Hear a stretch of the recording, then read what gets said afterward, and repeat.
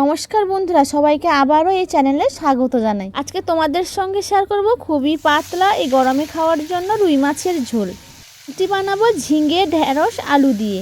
তো চলুন বন্ধুরা, রেসিপিটি শুরু করা যাক। প্রথমে রুই মাছগুলো সরিষার তেলে ভেজে নিচ্ছি। বন্ধুরা, এই রেসিপিটি কিন্তু দুপুরে গরমে ভাতের পাতে কিন্তু খুবই উপকারী খাওয়া, খুবই হালকা পাতলা এবং কম তেল মশলায় রান্না।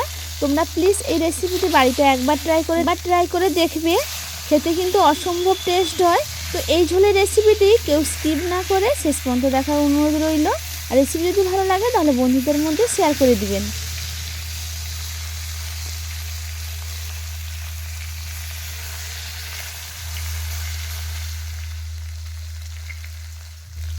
রুই মাছগুলো ভাজা হয়ে গেছে, এবার একটা প্লেটে তুলে নিচ্ছি।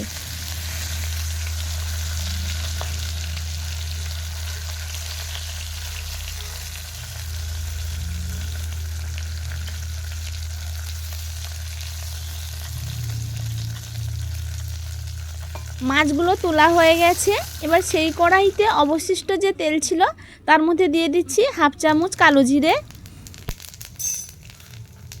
আর দিয়ে দিচ্ছি একটা মিডিয়াম সাইজের পেঁয়াজ আর 4 থেকে 5টে কাঁচা লঙ্কা কোঁচানো। সঙ্গে দিয়ে দিচ্ছি ছোটো চামচের 1 চামচ লবণ।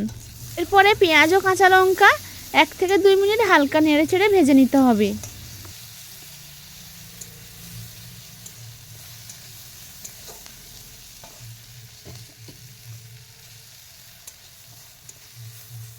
পেঁয়াজ ও কাঁচা লঙ্কা ভাজা হয়ে গেছে, পরে দিয়ে দিতে হবে কেটে রাখা সবজিগুলো কেটে ধুয়ে পরিষ্কার করে রেখেছিলাম। এতে ছিল ঢেঁড়স, ঝিঙে আর একটা মিডিয়াম সাইজের আলু। সবজিগুলো 1 থেকে 2 মিনিট আবার পেঁয়াজের সঙ্গে মিশিয়ে নাড়াচাড়া করে ভেজে নিব।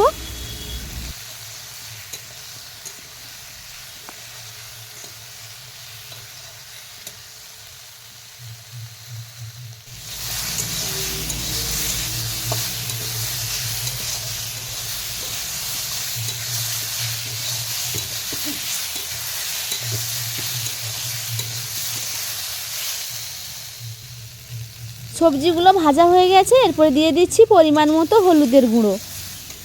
হলুদের গুঁড়ো সবজি একসঙ্গে মিশিয়ে ভালোভাবে ভেজে নিতে হবে। এরপরে দিয়ে দিচ্ছি পরিমাণ মতো জল। আমি এখানটায় 2 বাটি জল দিয়ে দিলাম।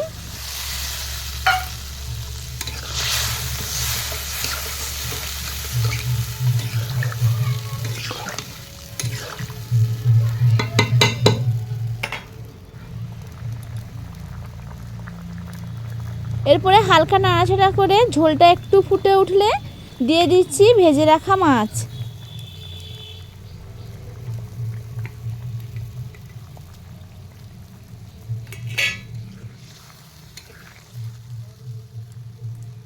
মাছগুলো ঝোলের সঙ্গে মিশিয়ে আবারও 1 থেকে 2 মিনিট ফোটার জন্য অপেক্ষা করতে হবে।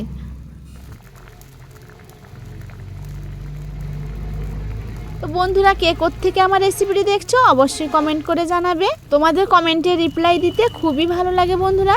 আর যে সকল বন্ধুরা আমার চ্যানেলে নতুন তাদের কাছে অনুরোধ রইল চ্যানেলটিকে সাবস্ক্রাইব করে আমার পাশে থাকবেন।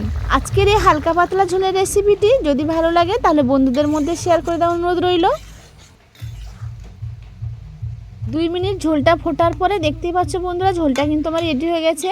এরপরে দিয়ে দিচ্ছি একটি মশলার জল, বাটা মশলা। এতে ছিল এলাচ, লবঙ্গ আর গোটা জিরে। তো এই বাটাটা আমি দিয়ে দিলাম। আবারও হালকা নাড়াচাড়া করে আমি ঝোলটা নামিয়ে নিব।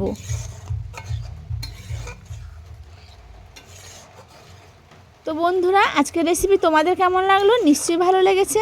আর যদি ভালো লাগে তাহলে ভালোবেসে একটা লাইক কমেন্ট করে যাবেন। আর রেসিপিটি বাড়িতে একবার ট্রাই করবেন, খেতে কিন্তু অসম্ভব টেস্ট হয়।